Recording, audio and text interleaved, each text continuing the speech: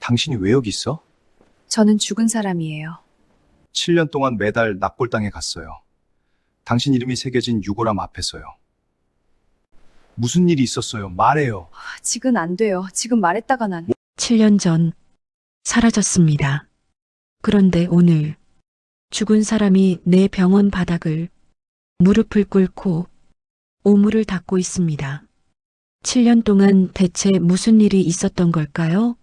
사연 시작 전 구독과 좋아요를 눌러주시고 그곳에 행운이 가득하기를 바라겠습니다. 새벽 이시의 병원은 낮보다 더 선명하다. 낮에는 너무 많은 것들이 움직이기 때문에 개별적인 소리들이 뭉개진다. 발소리, 호출음, 수술실 문이 열리고 닫히는 소리, 누군가의 울음, 누군가의 안도한 숨소리. 이 모든 것들이 낮 동안에는 하나의 거대한 소음이 되어 아무것도 들리지 않는 것처럼 느껴진다. 그러나 새벽 이시가 되면 병원은 숨을 고른다.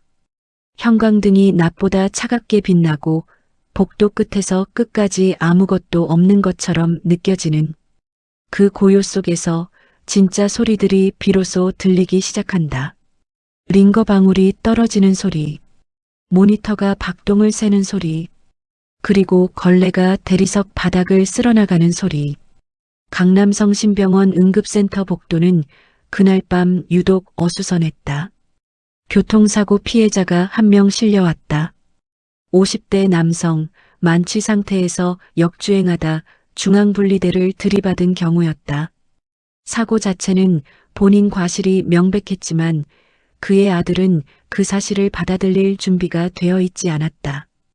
응급실 앞 복도에서 보호자 아들이 담당 레지던트의 멱살을 잡았다. 나이는 25쯤 되어 보였다. 눈이 충혈되어 있었고 코를 훌쩍이고 있었고 그러면서도 목소리만은 크게 질러대고 있었다. 그것은 공포가 분노로 변환되는 순간의 얼굴이었다. 사람들은 두려울 때 종종 화를 낸다. 무너지는 것이 싫어서 울지 않으려고.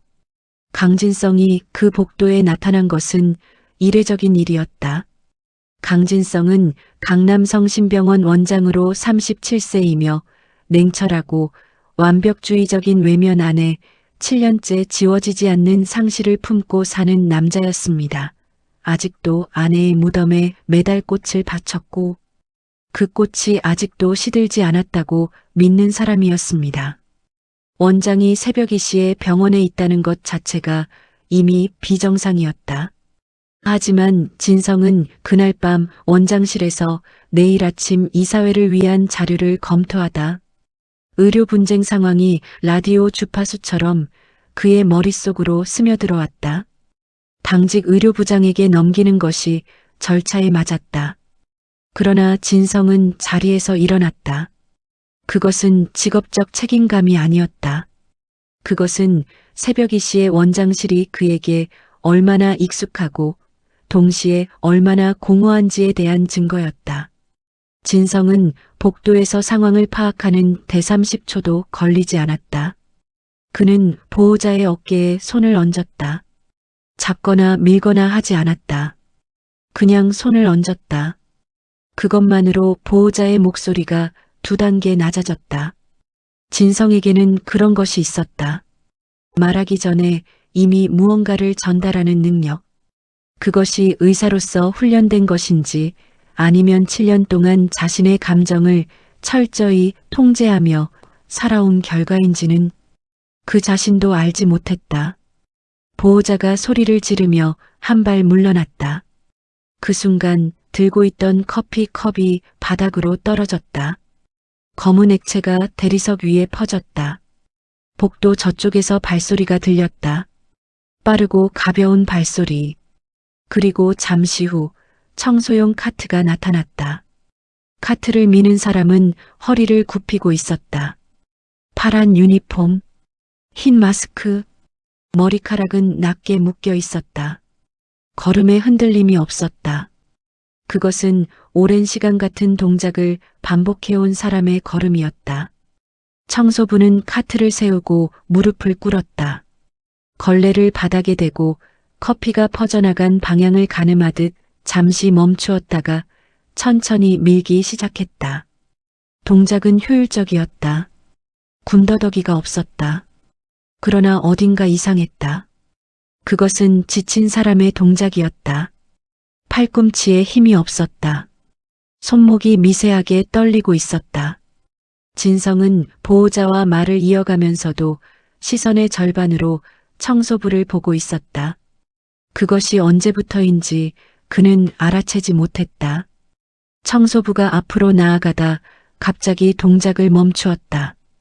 걸레를 쥔 손이 바닥을 짚었다. 몸이 한쪽으로 기울었다. 진성의 비서 이준호가 마침 그 옆을 지나가다 반사적으로 팔을 내밀었다. 두 사람이 부딪혔다.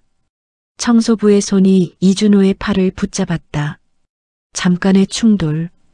이준호가 사과를 하려고 몸을 돌렸다. 그때 진성의 눈이 그것을 보았다. 청소부의 왼손. 검은 고무장갑이 반쯤 걷혀 있었다.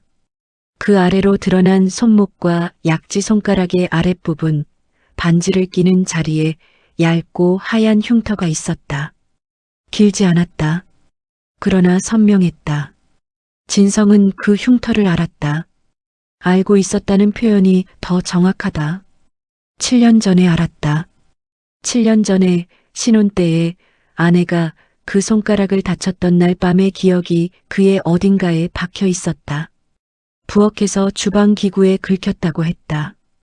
반지가 닿아서 상처가 더 깊어졌다고 했다. 진성이 직접 소독했다.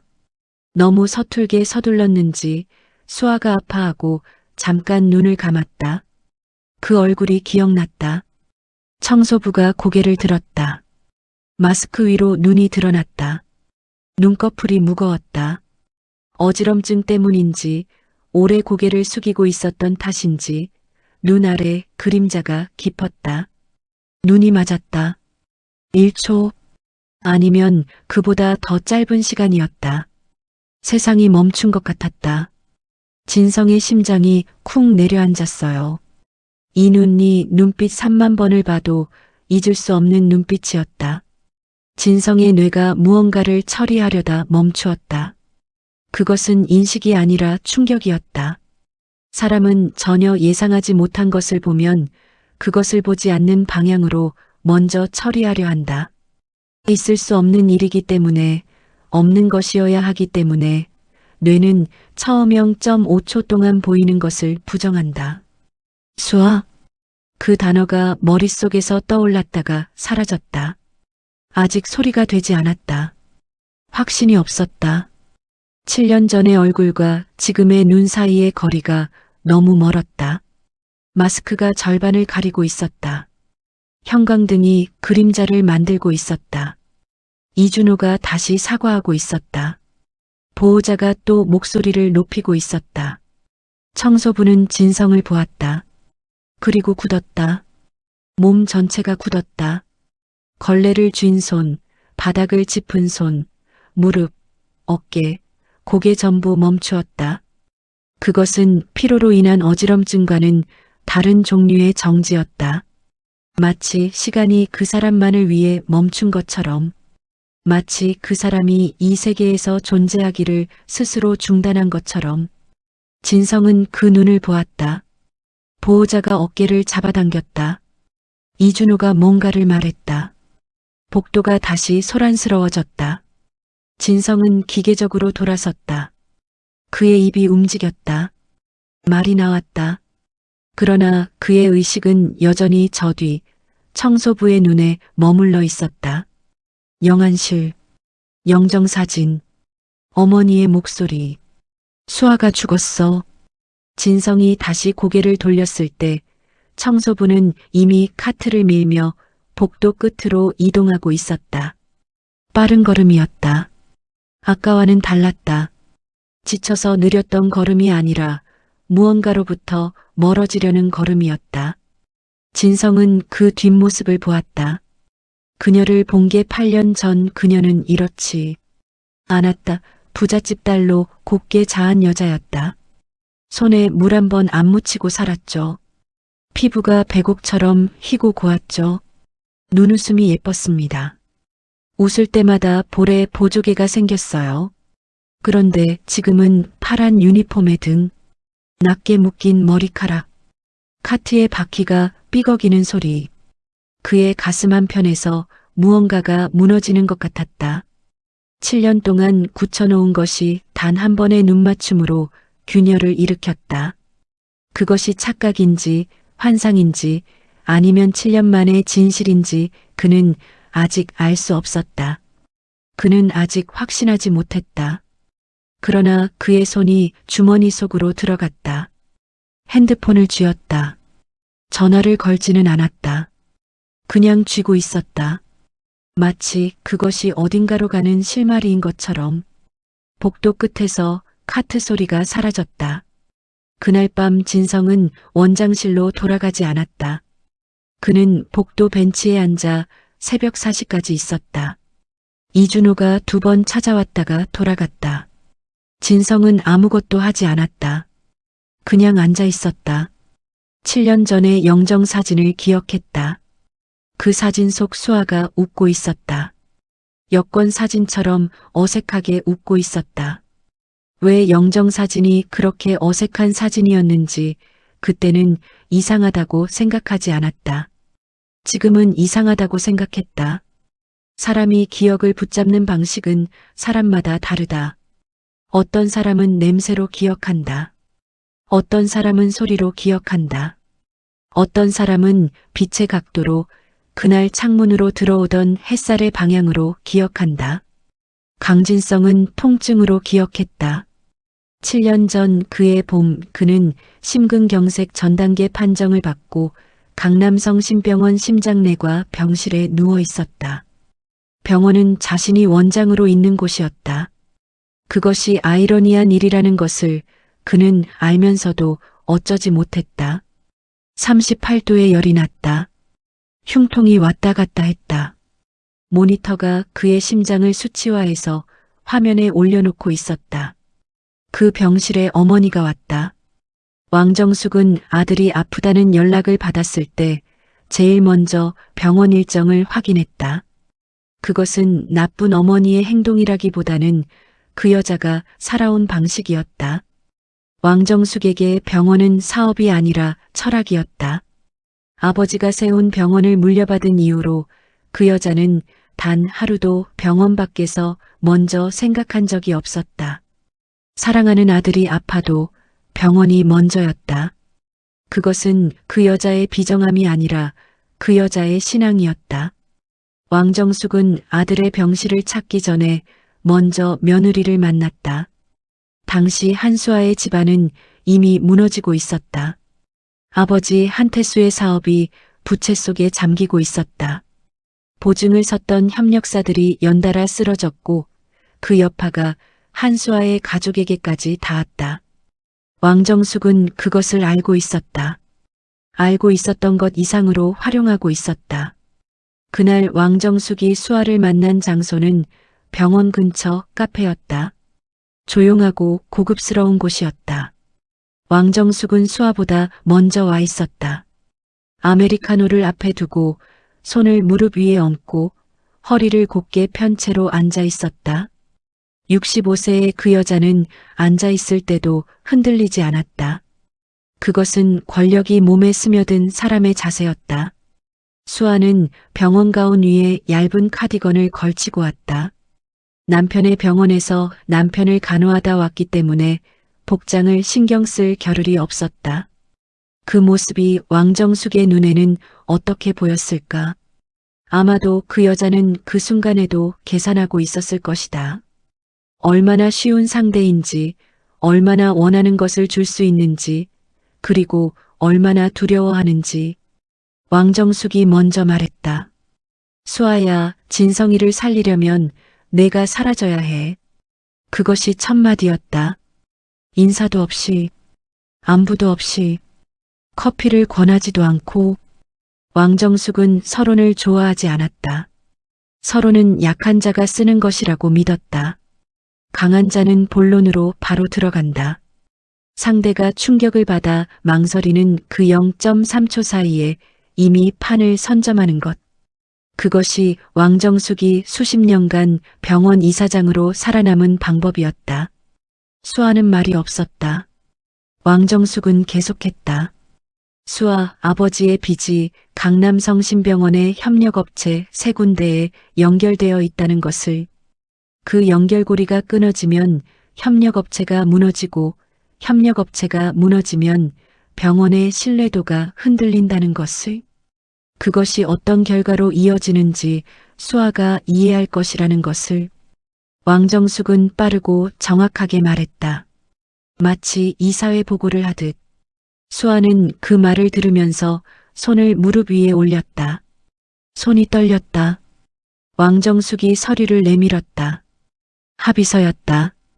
진성과의 법적 혼인관계를 자발적으로 파기하고 강남성심병원 및 왕정숙 일가와 일체의 연락을 끊으며 재혼 등 새로운 삶을 살되 이에 대한 어떠한 민형사적 이의를 제기하지 않는다는 내용이었다. 조건은 수아 아버지의 빚 전액을 왕정숙이 대신 갚아준다는 것이었다. 수아는 그 서류를 오래 들여다보았다. 창밖으로 봄 햇살이 들어왔다. 비가 막 그친 뒤였다. 잎이 반짝였다. 세상은 외면상 아무것도 변하지 않은 것처럼 보였다. 진성이 저 병원 어딘가에 누워 있었다. 흉통을 호소하며 열을 앓으며 수아가 오기를 기다리고 있었다. 수아는 그때 임신 사실을 모르고 있었다. 아무도 그 사실을 알지 못했다. 수아 자신도 몸의 변화를 피로로만 여기고 있었다. 왕정숙도 몰랐다. 정지혜도 몰랐다. 그 작은 존재가 세상에 없다는 것처럼 취급되는 상황 속에서 하은은 이미 그곳에 있었다. 수아는 펜을 들었다. 서류에 서명했다. 나중에 수아는 그 순간을 수백 번 떠올렸다. 왜 더 저항하지 않았는지, 왜 진성에게 전화하지 않았는지, 왜 서류를 찢어버리지 않았는지. 답은 항상 같았다. 두려웠기 때문에. 진성이 자신 때문에 더 아프게 될까봐. 자신의 아버지가 거리로 나앉게 될까봐. 그리고 무엇보다 왕정숙이 말한 것처럼 수백 명의 직원들이 자신 하나 때문에 직장을 잃게 될까봐. 그것이 선함이었는지 아니면 겁쟁이의 변명이었는지 수아는 7년이 지난 지금도 판단하지 않기로 했다. 그냥 그랬다. 그게 전부였다. 왕정숙이 합의서를 챙기며 일어섰다. 마지막으로 한마디 했다. 잘 결정했어. 진성이는 건강하게 살 것이다. 수아는 그 말을 들었다. 그리고 카페를 나왔다. 그날 이후 수아가 어떻게 병원을 빠져나왔는지, 짐을 어떻게 쌌는지, 어디로 갔는지 그 과정은 기억이 없다. 기억이 없는 게 아니라 기억하기를 포기한 것이다. 너무 기억하면 살 수가 없을 것 같아서. 그러나 왕정숙과 정지혜가 그것으로 끝낼 수 없는 문제가 하나 있었다. 수아가 사라지는 것으로는 부족했다. 진성은 수아를 찾을 것이었다. 끝까지 찾을 것이었다. 그것을 왕정숙도 알고 정지혜도 알았다. 그래서 필요한 것은 수아의 부재가 아니라 수아의 죽음이었다. 정지혜가 나섰다.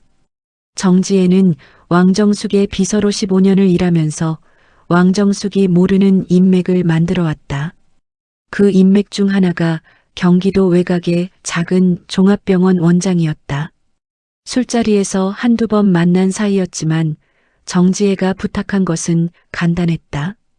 교통사고로 신원 미확인 여성이 사망했다는 진단서 한 장. 진단서에 붙일 사진 한 장. 그것이 전부였다. 원장이 거절하려 했을 때 정지혜는 그 원장이 몇 년 전 의료보험 허위 청구로 감사를 피한 과정에 자신이 어떤 역할을 했는지 조용히 상기시켰다. 진단서가 만들어졌다. 사망 원인은 교통사고 다발성 외상. 사망 일시는 수아가 카페를 나선 다음 날. 사망자의 이름은 한수아. 진성은 그 서류를 어머니로부터 받았다. 병원 침대에서 아직 열이 있는 상태에서 어머니가 서류를 내밀며 말했을 때 진성은 처음에 이해하지 못했다. 이해하지 못하는 것이 맞았다. 그 단어들이 조합되어 만들어지는 의미를 뇌가 거부했다. 수아가 사고로, 수아가 죽었다고. 진성은 그 순간 무언가를 소리내어 말하지 않았다. 그가 기억하는 것은 형광등이었다. 병실 천장의 형광등이 유독 밝았다. 눈이 아팠다. 그 빛이 너무 흰색이어서 아무것도 보이지 않았다. 그리고 그 뒤로 며칠이 흘렀다. 장례는 치러졌다. 빈소가 차려졌다. 조문객이 왔다. 진성은 영정사진 앞에 앉아 있었다. 사진 속 수아가 웃고 있었다. 그 어색한 미소가 내내 그를 바라보고 있었다. 진성은 나중에야 알았다. 임신 사실을. 수아가 남기고 간 짐 속에 진성이 나중에 정리하다 발견한 임신 테스트기. 두 줄이 선명하게 그어진 채로 버려지지 않고 가방 안쪽에 숨겨져 있었던 수아는 알았던 것이다. 그러나 서명했다. 진성은 그 테스트기를 쥐고 오래 앉아 있었다. 울지 않았다. 울 수가 없었다. 눈물이 나오지 않는 것이 이상할 정도였다. 그것은 감각이 마비된 상태였다. 너무 많은 것이 한꺼번에 없어졌을 때 사람은 울지 못한다. 그래서 그는 무덤에 갔다. 매달 갔다. 빠지지 않고 7년 동안 꽃을 들고 그리고 오늘 밤 그 여자를 복도에서 보았다. 현재로 돌아온다. 새벽 4시의 원장실. 진성은 의자를 밀고 일어섰다. 창문 앞에 섰다. 서울 야경이 아래에 펼쳐져 있었다. 불빛들이 고요하게 가라앉아 있었다. 그의 손이 가슴 쪽으로 갔다. 그는 7년 동안 한 여자를 잃어버린 채 살았다. 잃어버린 것이 아니라 빼앗겼다는 것을, 그것이 조작이었다는 것을 그는 아직 알지 못했다. 그러나 그의 몸은 알고 있었다. 그 눈이 수아였다는 것을, 왼손 약지의 흉터가 수아의 것이었다는 것을. 그는 해가 뜰 때까지 그 자리에 서 있었다. 한수아의 하루를 설명하는 것은 쉽지 않다. 왜냐하면 하루가 너무 길기 때문이다. 새벽 4시 반 알람이 울린다. 눈을 뜰 때 몸이 먼저 알아챈다. 오늘도 살아야 한다는 것을. 그것이 의지인지 의무인지 본능인지 구분이 안 되는 채로 몸이 먼저 움직인다. 새벽 5시 우유 배달이 시작된다. 수원 외곽주택가. 30도가 넘는 여름이든 영하로 떨어지는 겨울이든 수아는 오토바이 없이 카트를 끌며 우유를 배달했다. 오토바이 면허가 없었기 때문이다. 그것이 더 좋았다. 느리게 움직이면서 생각하지 않아도 되었다. 그냥 걸으면 되었다. 다리가 앞으로 나가면 그것으로 충분했다. 오전 9시 우유 배달이 끝나면 수아는 근처 식당으로 간다. 점심 준비를 위한 설거지와 기본 재료 손질. 인건비가 저렴한 탓에 식당 주인은 묻지 않았다. 여기저기서 일을 하는 사람들은 많았다. 수아는 그 중 하나였다. 오후 1시 병원으로 향한다. 수원성심 소아병원. 강남성심병원에서 위탁 운영 중인 소아 전문병원. 이 병원이 위탁 운영이라는 사실을 수아는 처음에 몰랐다. 청소용역 업체를 통해 일자리를 얻었을 때 그냥 소아병원이었다. 수아에게 필요한 것은 병원 근처에서 일하는 것, 그리고 하은이를 볼 수 있는 것, 그것뿐이었다. 강하은, 6세, 희귀혈액 질환 중에서도 발병률이 낮은 것으로 분류되는 종류였다. 4세 때 처음 진단받았다. 지방병원에서는 치료가 어렵다고 했다. 수원성심 소아병원이 이 분야에서 국내 최고 수준이었다. 그래서 이곳에 왔다. 입원비를 감당하기 위해 3개의 일을 했다. 그래도 부족했다. 늘 부족했다. 하은이는 엄마가 청소부라는 것을 알았다. 그러나 왜 청소부인지는 몰랐다. 엄마가 설명하지 않았고 하은이는 묻지 않았다. 대신 엄마가 올 때마다 웃었다. 파란 유니폼을 입고 복도에서 걸레를 밀다 병실 앞을 지나갈 때 하은이는 침대에서 몸을 일으켜 유리창에 손을 댔다. 그 손이 흰색이었다. 혈액 수치가 낮을 때 하은이의 피부는 종이장처럼 흰색이 되었다. 수아는 그 손을 볼 때마다 유리 너머에서 멈추었다. 걸레를 쥔 손에 힘이 들어갔다. 울지 않으려고 아랫입술을 깨물었다. 그리고 다시 걸레를 밀었다. 그것이 수아의 하루였다. 강남성심병원에서의 파견 근무는 석 달 전에 시작됐다. 수원성심 소아병원이 강남성심의 위탁이라는 것을 청소용역 업체 관리자가 말해주었을 때 수아는 가슴이 내려앉는 것을 느꼈다. 그러나 다른 선택지가 없었다. 강남성심이 수원 소아병원에 의약품과 장비를 대는 대형 공급 라인이고 그 라인이 끊기면 하은이의 치료에도 영향이 있다는 것을 알았기 때문에 수아는 고개를 끄덕였다. 가겠다고 했다. 가서 그 일을 만나지 않으면 된다고 생각했다. 병원은 크고 원장은 바쁘고 청소부는 보이지 않는다. 세상 모든 곳에서 청소부는 보이지 않는다. 수아는 그것이 역설적으로 보호막이 된다는 것을 깨달았다. 파란 유니폼을 입고 마스크를 쓰고 허리를 굽히고 걷는 사람은 아무도 보지 않는다. 그것은 서러운 일이었지만 수아에게는 다행이기도 했다.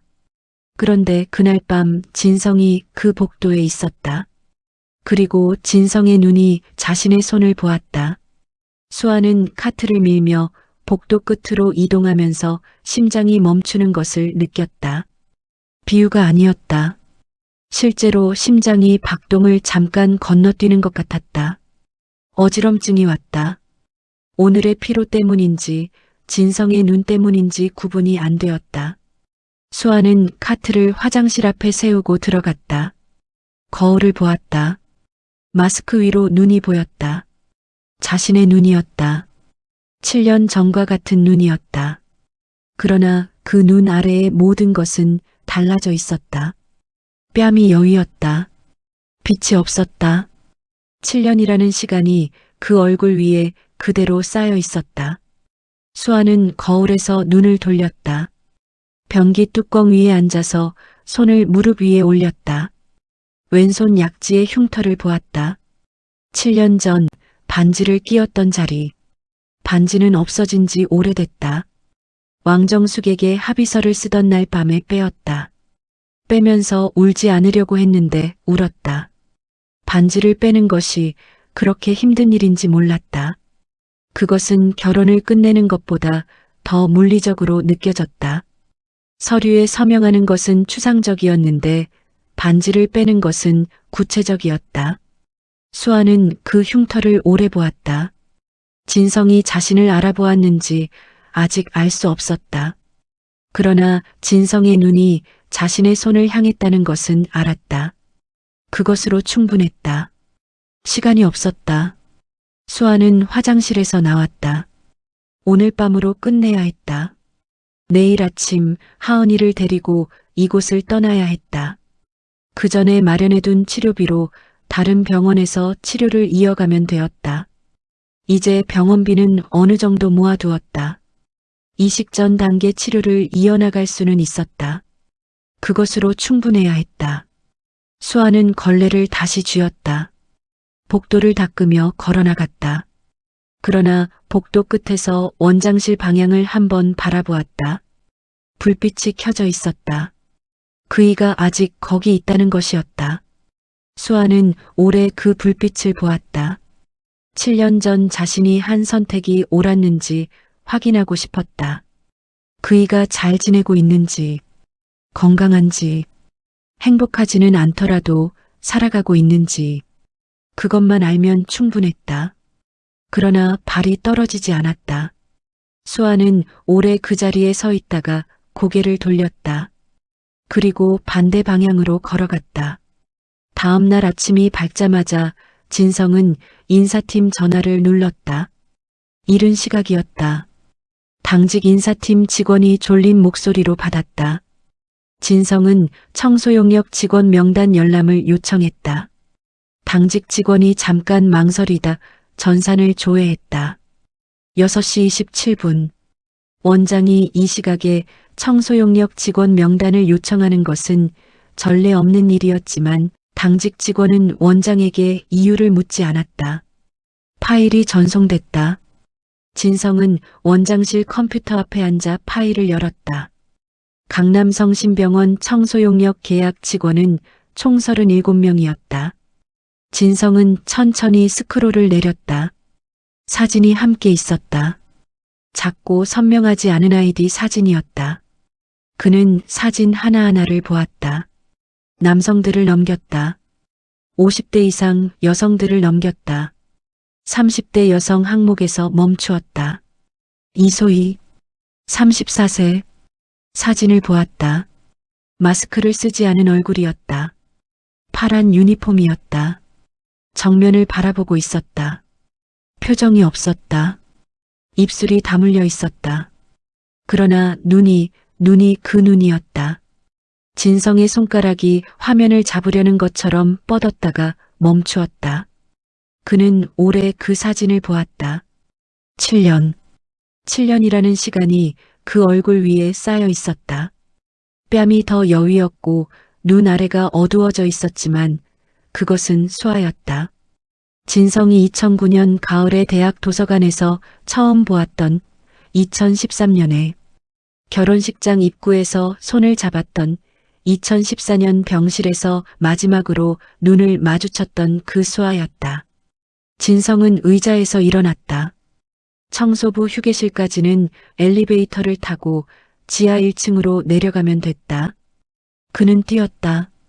원장이 복도를 뛰는 것은 이례적인 일이었다. 몇 명의 간호사가 놀란 눈으로 바라보았다. 진성은 신경 쓰지 않았다. 엘리베이터를 기다리다 계단을 택했다. 휴게실 문을 열었다.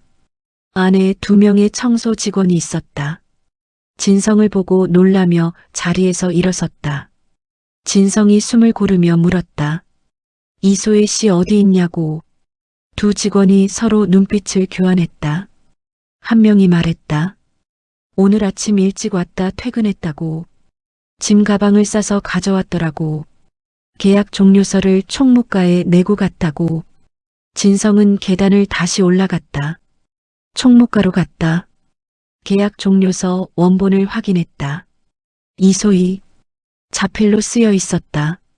사직 사유개인 사정. 수령인 주소란에 수원의 주소가 적혀 있었다. 이준호가 뒤따라 들어왔다. 진성의 표정을 보고 아무것도 묻지 않았다. 그냥 옆에 섰다. 이 주소 확인해. 이준호가 고개를 끄덕였다. 그러나 정지혜가 먼저 움직이고 있었다. 전날 밤 왕정숙의 방문을 수행했던 정지혜는 강남성심병원 복도에서 청소부 하나를 스쳐 지났다. 관심을 두지 않았다면 그냥 지나쳤을 것이다. 그러나 정지혜는 수아의 사망진단서 위조를 주도했던 사람이었다. 그 얼굴을 누구보다 잘 알고 있었다. 마스크와 유니폼 너머로도. 정지혜는 굳었다. 그리고 즉시 생각했다. 이것을 왕정숙에게 알릴 것인가. 결론은 빠르게 났다. 알리지 않는다. 적어도 지금은. 이것은 정지혜에게 기회였다. 진성이 수아의 존재를 알기 전에 수아를 내보내면 진성과 지수의 결혼은 계획대로 진행된다. 그리고 지수가 진성과 결혼하면 정지혜는 이 병원의 실질적인 이인자가 된다. 왕정숙이 언제까지 이사장 자리를 지킬 수 있을지 알 수 없었다. 그러나 아들 내외와 함께라면, 정지혜의 딸이 원장의 아내라면 병원은 정지혜의 손안에 들어오는 것이나 마찬가지였다. 정지혜는 다음 날 아침 이준호가 주소를 확인하기 전에 수아에게 먼저 연락했다. 번호는 계약 종료서에서 확인했다. 전화가 아니라 직접 찾아갔다. 수원으로. 수아는 수원 주택가의 작은 고시원에 있었다. 짐을 싸다 멈춘 상태였다. 정지혜가 문을 두드렸을 때 수아는 그 인기척을 알아챘다. 손잡이를 잡으면서 심장이 다시 내려앉았다. 문을 열었다. 정지혜가 미소를 지었다. 7년 전과 같은, 그러나 7년보다 더 차가워진 미소였다. 잘 있었어? 많이 힘들어 보이네. 수아는 대답하지 않았다. 정지혜는 들어오지 않았다. 문틀에 기대어 서서 말했다. 진성이 어젯밤 수아를 보았을지도 모른다고. 지금 인사팀에서 파일을 조회하고 있다고. 아마 오늘 오후 전에 이 주소로 사람을 보낼 것이라고. 수아는 말이 없었다. 지금 당장 다른 곳으로 옮겨. 지방으로. 그러면 내가 더는 건드리지 않을게. 정지혜가 말을 이었다. 진성은 곧 지수와 결혼할 예정이라고. 모든 것이 정해져 있다고. 수아가 나타나는 것은 누구에게도 좋을 것이 없다고. 그리고 마지막으로 1억을 주겠다고. 넌 그걸로 하은이 치료할 수 있잖아. 다시 사라지면 내가 1억을 줄게. 이번엔 진짜야. 수아가 처음으로 입을 열었다. 지수 씨는 알아요? 이 상황을. 정지혜의 미소가 잠깐 흔들렸다. 그리고 다시 굳어졌다. 지수는 상관없어. 수아는 문을 닫았다. 그리고 등을 벽에 기댔다. 하은이 이 병원에 있었다. 치료 중이었다. 이식 수술을 앞두고 있었다. 아무리 돈을 모아도 이식 수술 비용은 감당이 안 됐다. 가장 권위 있는 소아희귀병 전문 병원이 이 병원이었다. 여기를 떠나면 다른 병원에서 처음부터 다시 시작해야 했다. 이식 수술 승인은 병원 이사장의 결재가 필요했다. 수아는 눈을 감았다. 모든 길이 막혀 있었다. 그것은 7년 전과 같은 상황이었다. 어디를 보아도 출구가 없었다. 어디를 향해도 하은이가 위험했다. 그러나 오늘 밤 원장실 불빛이 생각났다. 그 불빛, 그이가 아직 거기 있다는 것. 수아는 눈을 떴다. 마지막으로 한 번만. 그이의 얼굴을 한 번만 더 보고 싶다고 생각했다. 그것이 욕심인 것을 알았다. 허락되지 않는 욕심이라는 것도 알았다. 그러나 7년 동안 단 한 번도 허락된 것이 없었으니까 이번 한 번쯤은 괜찮지 않을까? 수아는 자리에서 일어났다. 병원으로 향했다. 그러나 이준호가 더 빨랐다. 왕정숙 이사장 방문 이후 처리해야 할 서류를 들고 수원성심 소아병원으로 향하던 이준호는 병원 로비에서 수아를 보았다. 처음에는 스쳐 지나쳤다. 그런데 두 걸음을 더 가다가 멈추었다. 이준호는 진성의 책상 위에 놓인 수아의 사진을 3년째 보아온 사람이었다. 진성이 한 번도 그 사진에 대해 설명하지 않았지만 이준호는 알았다. 영정사진이 아닌 살아있을 때의 사진. 결혼식 날 찍은 것. 수아가 웃고 있는 사진. 이준호가 몸을 돌렸다. 수아는 이미 눈치채고 있었다. 이준호와 눈이 맞았다. 이준호가 다가왔다.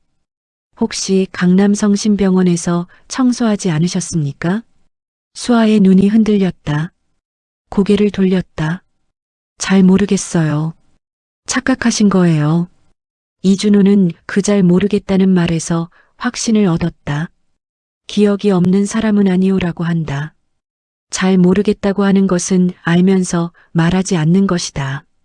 이준호는 진성에게 전화했다. 진성이 30분 만에 소아병원 로비에 나타났다. 수아는 병원 1층 복도를 걷고 있었다. 진성이 뒤에서 손목을 잡았다. 수아의 몸이 굳었다. 진성이 수아를 돌려 세웠다.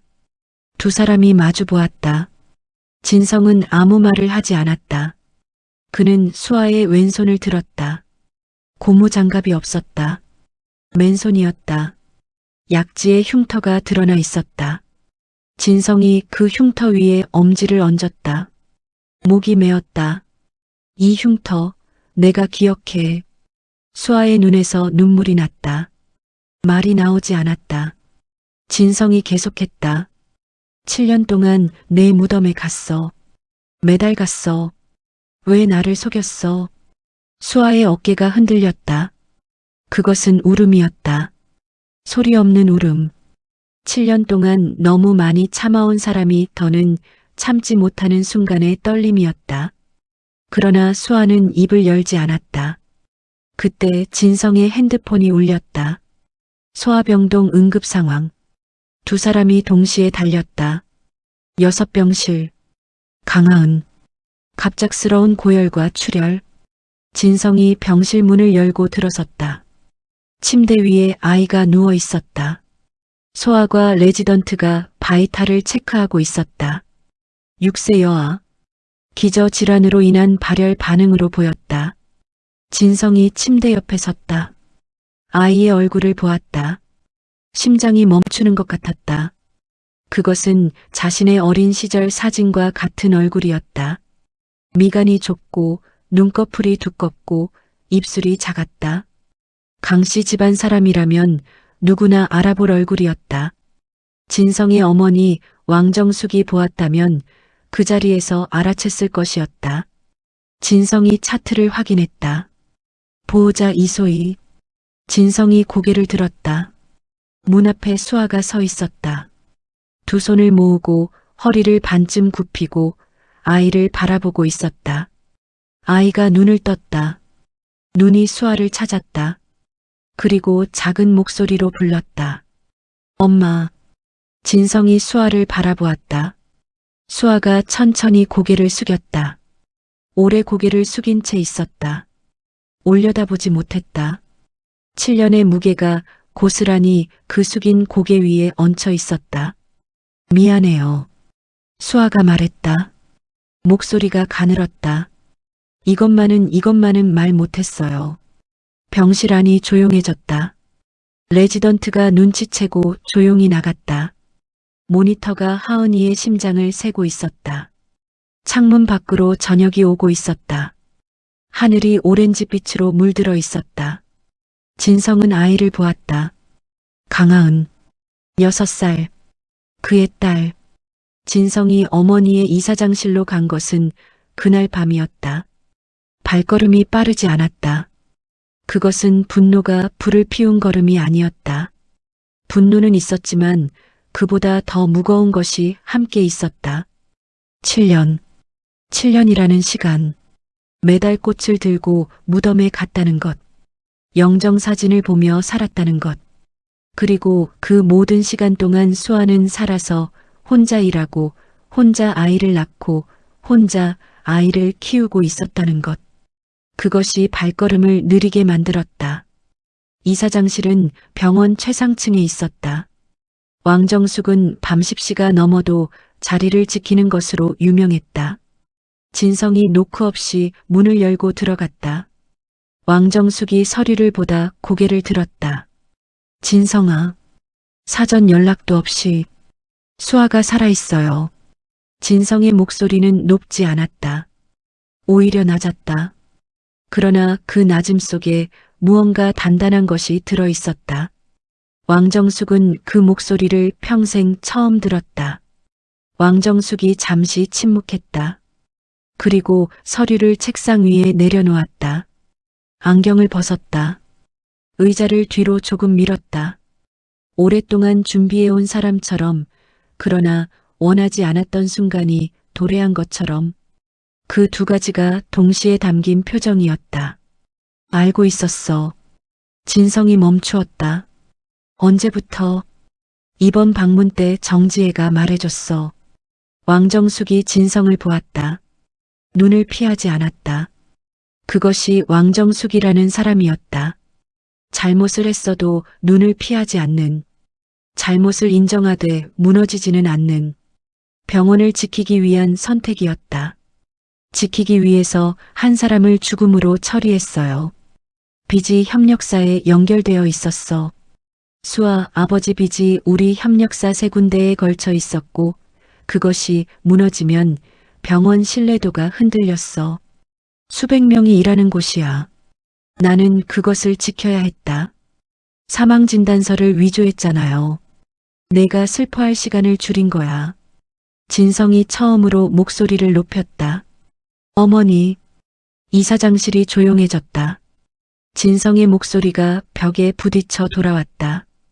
진성은 태어나서 처음으로 어머니에게 소리를 질렀다. 그것이 어떤 느낌인지 그는 알지 못했다. 무너지는 것 같으면서 동시에 뭔가 선명해지는 것 같았다. 7년 동안 참아온 것들이 그 소리 안에 들어 있었다. 왕정숙은 흔들리지 않았다. 오래 진성을 보다가 말했다. 너도 이제 결혼할 몸이다. 지수는 좋은 아이야. 잊어라. 진성이 이사장실을 나왔다. 복도에 서서 숨을 고르며 진성은 이준호를 불렀다. 7년 전 수아 관련 기록 전부 백업해. 위조 흔적 찾을 수 있는 것 다 찾아. 이준호가 고개를 끄덕이며 핸드폰을 꺼냈다. 조사가 시작됐다. 이준호는 빠른 사람이었다. 의료기록과 사망진단서 데이터를 추적하는 것은 전문 인력이 필요했다. 진성이 알고 있는 의료법 전문 변호사를 연결했다. 그리고 이준호 자신은 사망진단서가 발급된 경기도 외곽병원을 직접 찾아갔다. 그 병원 원장은 2년 전에 이미 양심선언을 남겨두었다. 봉투에 담긴 자필 문서였다. 병원 회계사에게 맡겨두었다고 했다. 내가 죽거나 내가 직접 꺼내지 않으면 열지 말라고 했다고 했다. 원장은 이준호를 만나자마자 말했다. 누군가 찾아올 줄 알았어요. 7년 동안 기다렸어요. 문서의 내용은 간단하고 명확했다. 2017년 봄 왕정숙 비서 정지혜의 부탁으로 한수아 명의의 사망진단서를 위조했다는 것. 교통사고 신원불명 사망자의 사진을 수아의 것으로 대체했다는 것. 대가로 받은 것은 금전이 아니라 협박으로부터의 보호였다는 것. 그리고 더 중요한 것이 있었다. 이준호가 병원 계좌를 추적하는 과정에서 발견한 것. 수아의 아버지 빚이 강남성심병원 협력사에 연결된 경위. 그것이 우연이 아니었다. 협력사 자금 흐름을 되짚었을 때 자금을 실질적으로 조종한 주체가 드러났다. 공금 횡령, 협력사 대금 허위 청구, 그리고 그 돈의 일부가 수아 아버지의 사업 경쟁사에 흘러들어갔다는 것. 정지혜였다. 수아 아버지의 빚은 처음부터 만들어진 것이었다. 정지혜가 수아를 진성으로부터 멀리하기 위해 판을 짰다. 협력사 자금을 빼돌려 수아 아버지의 사업을 무너뜨렸다. 그리고 그 빚을 왕정숙에게 보여주며 수아 집안이 병원의 신뢰도를 위협한다는 명분을 만들었다. 왕정숙은 속았다. 아니, 알고 싶지 않았다. 수아를 내보내고 싶은 이유는 왕정숙 자신에게도 있었기 때문에 그 명분이 얼마나 조작된 것인지 깊이 파지 않았다. 그러나 처음부터 끝까지 설계한 것은 정지혜였다. 이준호가 이 내용을 진성에게 보고했을 때 진성은 오랫동안 말이 없었다. 보고서를 보며 앉아 있었다. 손이 미세하게 떨렸다. 이준호는 그 손을 보았다. 한편 정지혜는 자신의 계획이 무너지는 것을 느끼기 시작했다. 진성이 수아를 찾았다. 하은이의 존재가 드러났다. 이준호가 외곽병원을 찾아갔다. 위조 흔적이 발굴되고 있었다. 정지혜는 달랐다. 그녀는 선제적으로 움직이기로 했다. 왕정숙에게 증거를 쥐고 있었다. 7년 동안 이사장 비서로 일하며 모아온 것들, 허위 자금 흐름, 임원들과의 불투명한 거래, 병원 확장 과정에서의 편법, 왕정숙이 아는 것들과 모르는 것들이 섞여 있었다. 정지혜는 그것을 활용하기로 했다. 왕정숙의 이사장실로 찾아갔다. 문을 닫고 폴더를 책상 위에 올려놓았다. 왕정숙이 그 폴더를 보았다. 내용을 알면서도 천천히 열었다. 이사장님이 감당할 수 없는 상황이 됐어요. 이제 제가 이 병원을 지킬게요. 이사장님 방식으로요. 왕정숙이 폴더를 닫았다. 정지혜를 보았다. 그 두 여자가 오래 서로를 바라보았다. 15년을 함께 일했다. 그 시간 동안 정지혜가 어떤 사람인지 왕정숙은 알았다.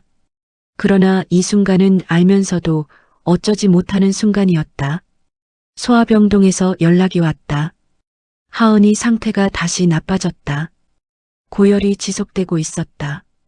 이식수술이 더 이상 미뤄질 수 없었다.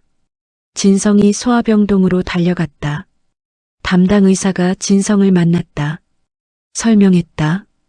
직계가족의 골수공여가 가장 이상적이라고. 진성이 자원했다. 담당 의사가 멈추었다가 조심스럽게 말했다. 진성의 과거 심근경색 병력과 현재 복용 중인 약물 조합이 문제였다. 즉시 공여를 진행하면 진성에게 심각한 부작용이 생길 가능성이 있었다. 준비 기간이 최소 2주에서 한 달이 필요했다. 2주에서 한 달. 그 시간이 하은이에게 있는지 확인해야 했다. 수아도 검사를 받았다. 결과는 더 나빴다. 수년간의 영양실조와 고강도 노동으로 수아의 신체 기능이 저하되어 있었다. 공여 부적합 판정이었다. 병원 내 이식 수술 승인은 이사장 결재가 필요했다. 이사장은 왕정숙이었다. 진성이 병원 복도에 섰다. 수아가 그 옆에 왔다. 두 사람이 창문 밖을 바라보았다. 말이 없었다. 한참 후에 수아가 작게 말했다. 당신이 움직일수록 하은이 위험해져요. 진성이 수아를 보았다. 수아는 창문을 보고 있었다. 눈이 붉었다. 7년 동안 혼자 지켜온 아이가 이제 그 선 위에 서 있었다. 더 이상 혼자 지킬 수 없는 자리에 와 있었다. 그것이 수아를 무너뜨리고 있었다. 아이를 지키기 위해 진성 옆에 오지 않았는데 이제 아이를 살리기 위해 진성 곁에 서 있어야 하는 상황이 됐다. 진성이 말했다. 내가 움직여야 하은이를 살릴 수 있어. 두 가지가 같은 길이야. 수아가 고개를 돌려 진성을 보았다. 두 사람의 눈이 마주쳤다. 7년 만에 어수선하지 않게 복도를 뛰지 않으면서 도망치지 않으면서 그냥 서서 마주 보았다. 수아의 입술이 조금 열렸다가 닫혔다. 진성이 말했다. 그리고 수아야, 나는 지금 많이 늦었어. 알아. 그러나 늦은 것과 틀린 것은 다른 거야. 수아가 다시 창문을 보았다. 눈물이 뺨을 타고 내렸다. 이사회는 병원 4층 대강당에서 열렸다. 강남성심병원 확장 계획 발표 및 수원성심 소아병원 인수 공식화를 위한 자리였다. 병원 역사상 가장 큰 규모의 외부 행사였다. 언론사 기자가 12명, 투자자 및 병원 재무 관련 인사가 23명, 의료계 인사가 10명, 이사회 임원들이 15명, 그 외 병원 간부들, 총 70명이 넘는 인원이 한 공간에 모여 있었다. 왕정숙이 연단에 올랐다. 그것은 연습된 등장이었다. 왕정숙은 20년째 이 방식으로 이 공간을 지배해왔다. 걸음이 느리지 않았다. 허리가 굽지 않았다. 마이크 앞에 서서 잠깐 청중을 바라보는 그 3초 안에 이미 이 공간이 자신의 것임을 알리는 그 시선. 우리는 생명을 최우선으로 하는 병원입니다. 첫 마디였다. 그때 강당 뒷문이 열렸다. 진성이 들어왔다. 이준호가 뒤따랐다.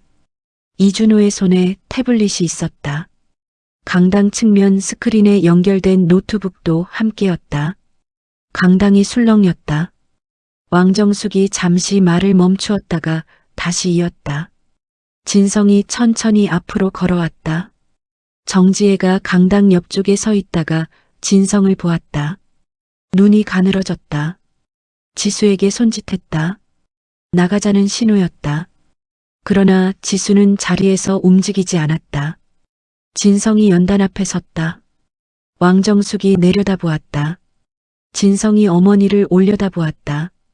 둘 사이에 흐르는 것이 무엇인지 강당에 있는 아무도 정확히 알 수 없었지만 누구나 무언가가 흐르고 있다는 것은 느꼈다.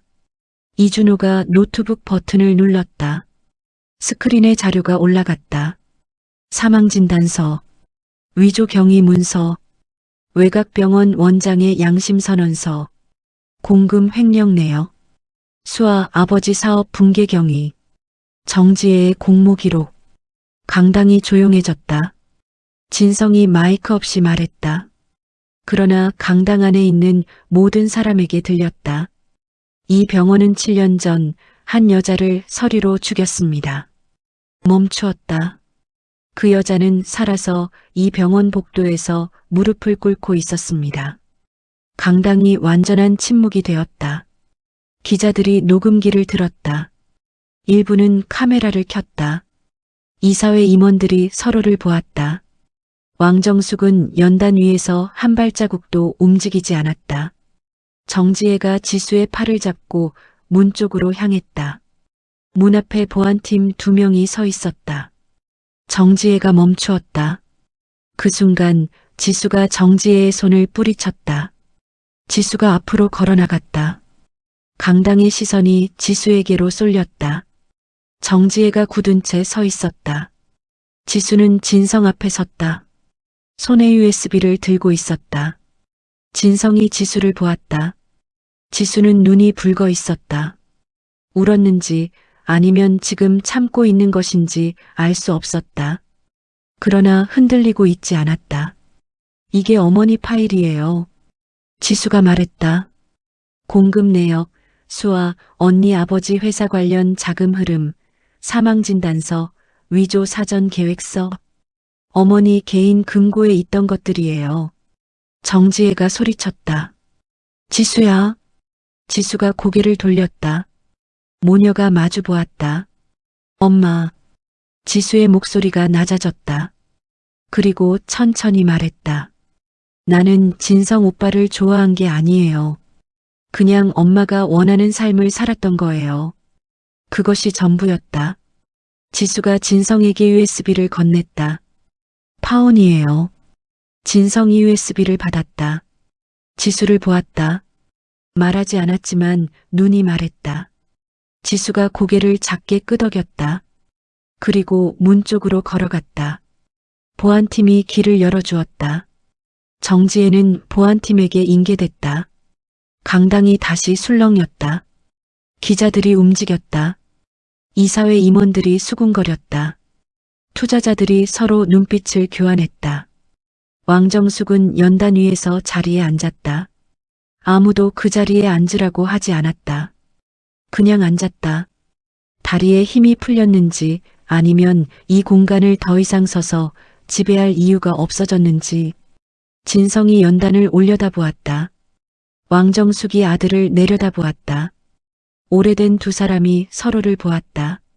어머니와 아들이, 이사장과 원장이, 지키려 한 것과 지켜야 할 것 사이에서 평생을 지내온 두 사람이. 왕정숙이 말했다. 진성아, 내가 수아를 내쫓은 게 잘못인 건 안다. 멈추었다. 근데 그 여자 아버지 빚이 우리 협력사에 연결되어 있었어. 그게 무너지면 수백 명 직원이 길거리 나가는 거야. 나는 나쁜 어미가 되더라도 병원을 지키는 게 먼저였어. 진성이 말했다. 어머니가 지킨 병원이 이 꼴이에요. 왕정숙이 아들을 보았다. 하은이가 7년 동안 아팠어요. 내 딸이. 강당이 완전한 정적이 됐다. 왕정숙의 눈에서 무언가가 일어났다. 그 여자는 65년을 살면서 공개된 자리에서 눈물을 흘린 적이 없었다. 병원이 위기에 처했을 때도, 남편이 세상을 떠났을 때도, 아들이 아파병원에 누웠을 때도 그 여자의 눈은 항상 건조했다. 그것이 강함이라고 생각해왔다. 그러나 지금 손녀라는 두 글자 앞에서 왕정숙의 눈이 젖었다. 말 한마디 없이 그것은 무언가가 무너지는 소리였다. 아주 오래, 아주 단단하게 쌓아온 것들이 왕정숙이 연단에서 천천히 내려왔다. 이사장 배지를 뺐다. 테이블 위에 올려놓았다. 그리고 진성 옆에 섰다. 아들 옆에, 원장 옆에. 그것이 왕정숙이 할 수 있는 사과의 방식이었다. 말로 하지 않았다. 자리를 내려놓는 것으로 했다. 그것이 그 여자가 평생 가장 아꼈던 것이었으니까. 진성은 어머니를 보았다. 분노가 사라진 것은 아니었다. 그러나 분노 옆에 다른 것이 생겨 있었다. 오래된 것들이 무너질 때 빈 공간에서 새로운 것이 생기는 것처럼 그것이 무엇인지는 아직 알 수 없었다.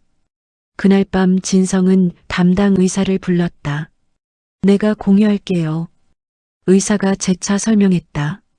부작용 가능성, 최악의 경우 심장에 부담이 올 수 있다는 것. 진성이 고개를 끄덕였다. 이 아이는 내 딸이야. 내가 살려. 의사가 오래 진성을 보다가 말했다. 2주 준비하겠습니다.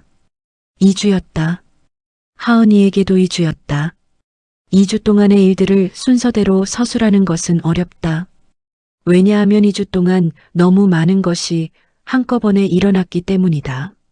정지혜가 경찰 조사를 받기 시작했다.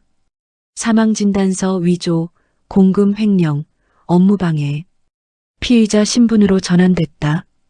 정지혜는 처음에 부인했다.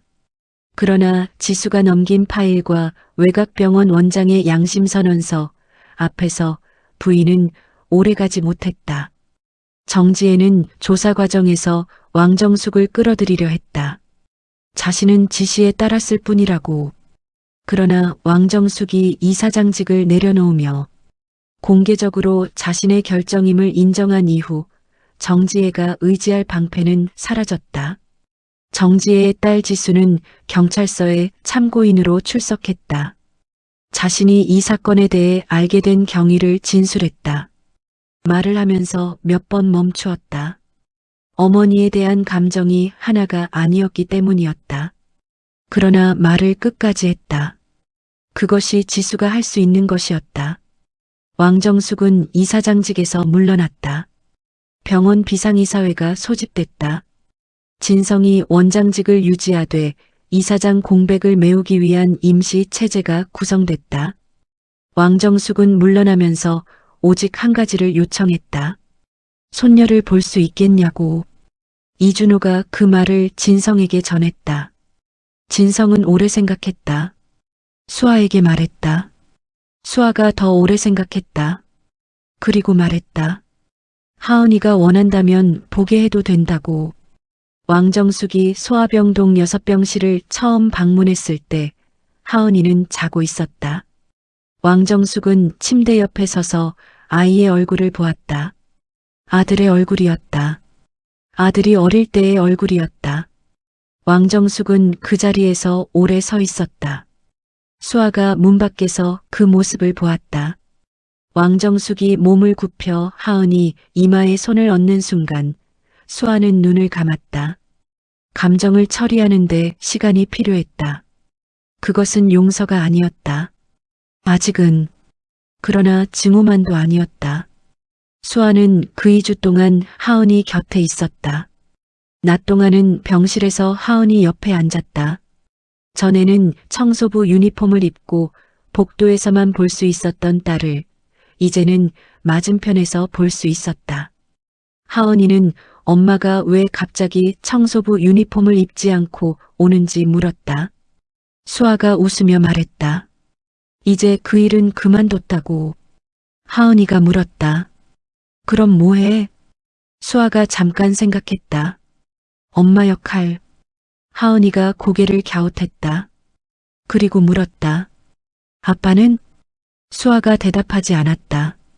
창문 밖을 보았다. 9월이었다. 하늘이 높았다. 병원 마당에 나무가 두 그루 있었다. 그 나무들이 아직 초록색이었다. 곧 단풍이 들 것이었다. 하은이는 아버지가 존재한다는 것을 원래 알고 있었다. 수아가 말하지 않았지만 아이는 안다. 주변 아이들에게 아빠가 있다는 것을. 자신에게는 왜 없는지 어느 날부터 물었다. 수아는 아빠가 멀리 있다고 했다. 하은이가 그 말을 믿었는지는 알 수 없었다. 아이들은 거짓말을 모르는 것이 아니라 거짓말이 무엇인지 알면서 믿어주는 경우가 있다. 그것이 부모에 대한 사랑의 방식이기 때문에. 진성이 가끔 병실에 왔다. 원장이 소아병동을 돌며 회진을 하는 것은 자연스러운 일이었다. 그러나 6병실 강하은의 병상 앞에서 진성이 잠시 더 오래 머무는 것을 간호사들이 눈치채기 시작했다. 아무도 말하지 않았다. 말하지 않아도 알았다. 진성이 하은이와 처음으로 말을 나눈 것은 회진 때였다. 안녕, 하은아. 하은이가 진성을 올려다보았다. 진성이 몸을 굽혔다. 하은이와 눈높이를 맞추었다. 뭐가 제일 맛있어? 하은이가 생각하는 얼굴을 했다. 잠깐 생각하더니 말했다. 수박. 아, 수박. 근데 지금은 없어요. 여름이 지나서. 진성이 고개를 끄덕였다. 그렇구나. 그럼 내년 여름에 먹자. 하은이가 진성을 보았다. 원장님이요? 진성이 잠깐 멈추었다. 응, 내가. 하은이가 다시 고개를 갸웃했다. 그리고 수아를 보았다. 수아가 하은이를 보았다. 두 사람이 눈을 마주쳤다. 하은이가 다시 진성을 보았다. 그리고 고개를 끄덕였다. 알겠어요. 그것이 처음이었다. 진성과 수아 사이에서 2주 동안 많은 말들이 오갔고 더 많은 말들이 오가지 않았다. 7년에 대해 진성이 물었다. 수아가 말했다. 합의서에 서명했던 것, 왕정숙이 말한 것들, 그리고 임신 사실을 나중에 알았던 것. 진성이 들었다. 말을 끊지 않았다. 수아가 다 말하고 나서 둘 사이에 긴 침묵이 흘렀다. 그것은 나쁜 침묵이 아니었다. 모든 침묵이 불편한 것은 아니다. 오래 알았던 사람들 사이의 침묵은 때로 말보다 더 많은 것을 담는다. 진성이 수아의 말을 소화하는 데 시간이 필요했고 수아는 그 시간을 주었다. 진성이 말했다. 왜 나한테 연락하지 않았어? 어머니 말이 맞든 틀리든 한 번만 나한테 말했으면. 수아가 말했다. 두려웠어요. 당신이 아프다고 했는데 내 얘기를 꺼내면 더 아플 것 같아서. 진성이 말이 없었다. 그리고 수아가 이었다. 하은이를 임신한 줄 몰랐어요. 알았다면 달랐을 거예요. 아마도 그 말이 진성에게 오래 남았다. 알았더라도 달라졌을지 알 수 없었다. 수아가 서명한 그 순간의 무게를 진성은 이해하지 못했다. 이해하려면 더 많은 시간이 필요했다. 그러나 지금은 그 시간이 없었다. 진성이 말했다. 수아야. 수아가 진성을 보았다. 이제 내가 두 가지를 알았어. 하나는 어머니가 거짓말을 했다는 것. 또 하나는 멈추었다. 내가 나를 위해서 떠났다는 것. 수아의 눈이 흔들렸다. 그게 사실이더라도 나는 그 선택을 원하지 않았어. 그 선택을 할 기회를 나한테 줬어야 했어. 나를 지키려면 어떻게 해야 하는지 그건 내가 정했어야 했어. 수아가 고개를 숙였다. 알아요. 그래도 진성이 수아의 손을 보았다. 7년 동안 혼자였던 것. 그게 말을 잇지 못했다. 그냥 멈추었다. 수아도 아무 말을 하지 않았다. 두 사람이 그 침묵 안에서 오래 있었다. 수술 전날 밤 수아가 병원 복도 벤치에 혼자 앉아 있었다. 진성이 옆에 와서 앉았다. 두 사람이 오래 말없이 앉아 있었다. 창문 밖으로 서울 야경이 보였다. 불빛들이 고요했다. 병원은 새벽 1시에도 돌아가고 있었다. 어딘가에서는 누군가가 살고 있었고 어딘가에서는 누군가가 살아가는 것을 멈추고 있었다. 그 사이 어딘가에 자신들이 있었다. 진성이 말했다. 무서워? 수아가 고개를 끄덕였다. 당신은? 진성이 잠깐 생각했다. 무서운 것보다 늦었다는 게 더 마음에 걸려. 수아가 진성을 보았다. 아직 괜찮아요. 진성이 수아를 보았다. 뭐가? 수아가 말했다. 늦은 것들이 아직은. 수술실은 4층에 있었다. 강남성심병원에서 가장 큰 수술실. 조명이 강했다. 산소 냄새와 소독약 냄새가 섞여 있었다. 진성이 수술 가운을 입고 마취 준비를 기다리며 천장을 보고 있었다. 마취과 의사가 진성의 혈압을 확인했다. 정상이었다. 심장 박동도 안정적이었다. 담당 의사가 진성의 손을 잠깐 잡았다. 잘 될 겁니다. 진성이 말했다. 하은이 잘 부탁해요. 마취가 시작됐다. 진성의 눈이 천천히 감겼다. 그가 보는 마지막 것은 천장이었다. 강한 수술실 조명. 그 빛이 7년 전 병실의 형광등과 겹쳐 보였다. 그때는 그 빛이 너무 흰색이어서 아무것도 보이지 않았다. 지금은 그 빛 안에서 무언가가 보이는 것 같았다. 진성은 눈을 감았다. 수술실 밖 복도. 수아가 벽에 등을 기댔다. 두 손을 모았다. 손가락을 맞잡았다. 왼손 약지의 흉터가 두 손 사이에 숨겨졌다. 수아는 기도라는 것을 오래 하지 않았다. 기도할 신이 있는지 알 수 없었기 때문이었다. 수아가 서명했던 그날 이후로 세상이 자신을 위해 무언가를 해줄 것이라는 믿음이 옅어졌다. 그래서 기도하지 않았다. 그러나 오늘은 했다. 아무한테나 했다. 신이든 하늘이든 그냥 공기 중에 무언가든 간단하게 했다. 하은이가 살게 해주세요. 그게 전부였다. 이준호가 옆에 왔다. 커피 한 잔을 내밀었다. 수아가 받았다. 감사합니다 했다. 이준호가 수아 옆에 섰다. 두 사람이 함께 수술실 문을 바라보았다. 진성 씨, 잘할 거예요. 이준호가 말했다. 7년 동안 제가 봤는데 그 사람 생각보다 훨씬 강해요. 특히 지키려는 게 생기면. 수아가 말이 없었다. 이준호가 이었다. 그리고 7년 동안 진성 씨 책상에 수아 씨 사진이 있었어요. 한 번도 치운 적 없어요. 수아가 커피를 두 손으로 쥐었다. 손에 온기가 전해졌다. 복도 창문으로 아침빛이 들어오고 있었다. 수술이 시작된 지 2시간이 지났다. 수아는 걷지 않고 그 자리에 서 있었다. 1시간이 더 지났다. 수술실 문이 열렸다. 의료진이 나왔다. 수아가 앞으로 한 발 나갔다.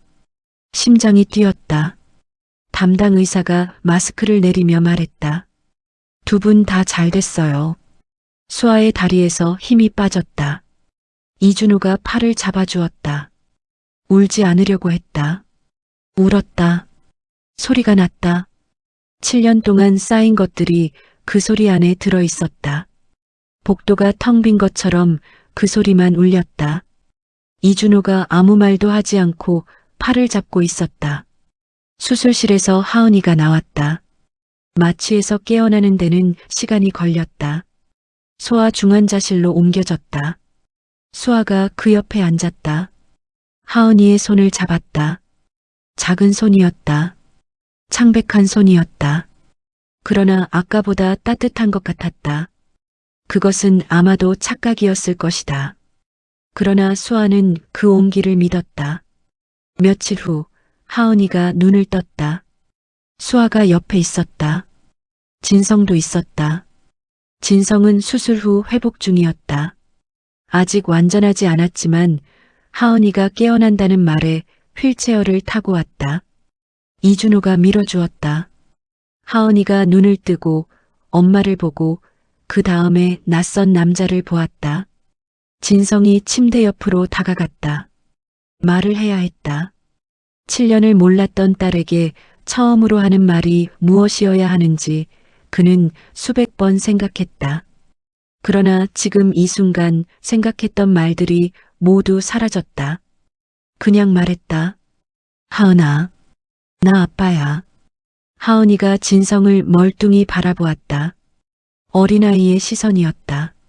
판단이 없었다. 계산이 없었다. 그냥 보았다. 그리고 물었다. 아빠가 왜 이제 왔어요? 진성의 눈이 붉어졌다. 대답이 나오지 않았다. 할 수 있는 대답이 없었다. 너무 늦었다는 것, 몰랐다는 것, 아는 순간 달려왔다는 것 그 모든 것이 사실이었지만 6살짜리 아이의 질문 앞에서 그것은 아무것도 되지 않았다. 수아가 웃으면서 눈물을 닦았다. 하은이가 진성을 보다가 수아를 보다가 다시 진성을 보았다. 그리고 손을 내밀었다. 작은 손이 허공으로 나왔다. 진성이 그 손을 잡았다. 하은이의 손이 차가웠다. 그러나 잡혔다. 잡히는 감촉이 있었다. 그것은 진성이 7년 동안 꿈에서도 가져본 적 없는 감촉이었다. 수아가 하은이를 안았다. 진성이 수아와 하은이를 보았다. 그 두 사람이 7년 동안 혼자 이 세상에 있었다는 것을 다시 한번 실감했다. 분노도 있었다. 미안함도 있었다. 그러나 그 모든 것보다 더 크게 지금 여기 있다는 것이 진성이 수아의 어깨에 손을 얹었다. 수아가 진성을 보았다. 말을 하지 않았다. 말을 할 필요가 없었다. 몇 달 후 수원 교회의 작은 교회. 주중 오후였다. 예배가 없는 날이어서 건물 안에 아무도 없었다. 수아가 그곳에 혼자 들어갔다. 아니, 하은이와 함께였다. 하은이는 마스크를 쓰고 있었다. 수술 후 면역 회복 중이었다. 그래도 혈색이 돌아오고 있었다. 뺨이 전보다 분홍빛이었다. 수아가 손에 사진을 들고 있었다. 그것은 7년 전의 영정사진이었다. 그 어색한 미소. 진성이 병원 기록실에서 찾아서 수아에게 주었다. 수아가 나무 의자에 앉았다. 사진을 오래 보았다. 그 안에 있는 자신의 얼굴을 보았다. 7년 전 자신이었다. 합의서에 서명하기 전, 왕정숙을 만나기 전, 진성과 결혼했을 때의 얼굴이 그 사진에 없었다. 그때 이미 뭔가 지워진 상태였던 것 같았다. 그래서 어색한 미소였던 것 같았다. 수아는 사진을 촛불에 갖다 댔다. 사진이 천천히 탔다. 하은이가 그것을 보았다. 물었다. 뭐야? 수아가 말했다. 사진. 하은이가 말했다. 왜 태워? 수아가 잠깐 생각했다. 이제 필요 없어서. 사진이 다 탔다. 쟤가 바닥에 떨어졌다. 수아가 쟤를 보았다. 7년. 서류로 죽어 있었던 7년. 세계의 일을 하며 버텼던 7년. 하은이를 혼자 키웠던 7년. 그이의 불빛을 복도 끝에서 바라봤던 7년. 그것이 지나갔다. 끝난 것이 아니었다. 사라진 것도 아니었다. 그것은 여전히 수아의 몸 어딘가에 있었다. 그러나 이제 그것을 매일 들고 다니지 않아도 됐다. 교회 문이 열렸다. 진성이 들어왔다. 진성이 수아 옆에 앉았다. 제가 된 사진을 보았다. 수아가 말하지 않아도 알았다. 진성이 말했다. 그때 나는 널 지켜주지 못했어. 수아가 그것을 들었다. 오래 들었다. 그리고 말했다. 이제 지켜줘요. 지금의 우리를. 진성이 수아를 보았다. 그것이 수아가 원하는 것이었다. 7년 전을 되갚는 것이 아니라 이미 지나간 것을 없었던 것으로 만드는 것이 아니라 지금부터, 지금 여기에서, 지금의 우리를. 진성이 고개를 끄덕였다. 하은이가 두 사람 사이에서 올려다보다가 물었다. 밥 먹을 거야? 두 사람이 웃었다. 하은이가 무슨 일인지 모르겠다는 표정으로 두 사람을 번갈아 보았다. 수아가 하은이의 손을 잡았다. 진성이 하은이의 다른 손을 잡았다. 세 사람이 교회를 나왔다. 강남성심병원 응급복도. 낮이었다.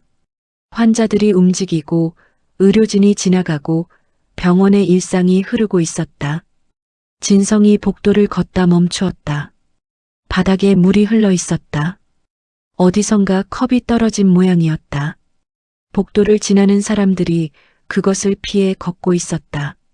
아무도 닦지 않았다. 진성이 몸을 굽혔다. 손으로 물을 훔쳤다. 휴지가 없었다. 주머니에서 손수건을 꺼내 닦기 시작했다.